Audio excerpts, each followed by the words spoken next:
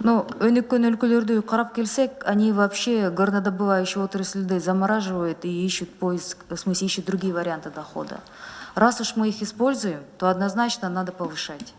И я думаю, максимально повышать, с учетом и урона экологии, потому что последующие наши потомки нам за это тоже, вам всем, кто там против, выскажут, наверное, свое мнение.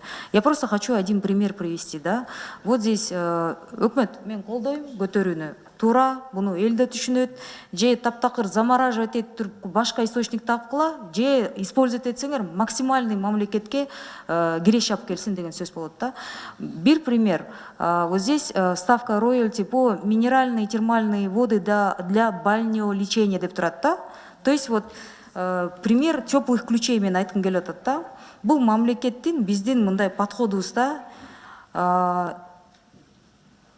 14 ноября 2019 жылы Межрайонный суд Чуйской области признает недействительным постановление Ламединской райгосадминистрации о том, что ОАО электрические станции пользуются теплыми ключами. Же өздөрү өнүкпөйт.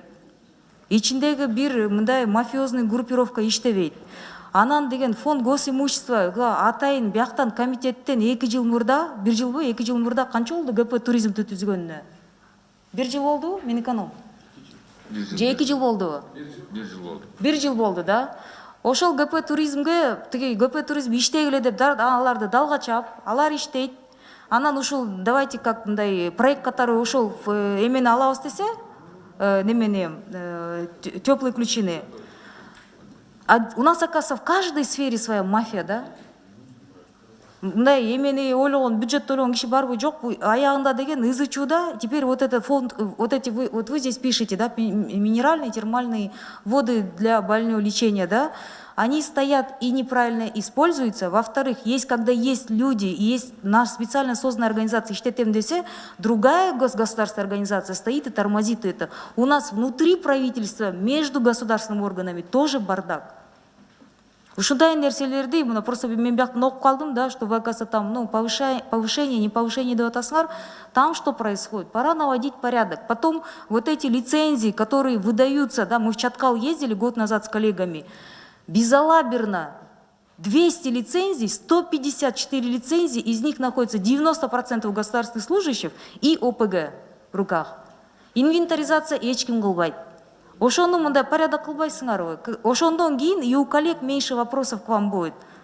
Почему? Потому что там у кого они на руках, кто по 300 сомов купил, потом перепродает, кто этими всеми делами вершит, эмне кылып атат, эч ким билбейт, там толук маалымат жок, инвентаризация жок. Горнорудка, сиз отурасызбы экен, биз бирге албадык белек. Элдин ызы чуусун билесиз, мамлекет өзүңөр мафиясыңар деп айткан сөздөр. Вот, ушундай нерселерди мындай жооп алып, ушундай толук маалымат менен келгенде, и депутаттарды бүгүн болгон суроолор да болбойт. А так мен толугу менен колдойм, өкмөт бааны көтөрүш керек. Руда, Горнорудка, Алтын кен, бул биздики, өнүккөн өлкөлөрдө вообще тийишпейт.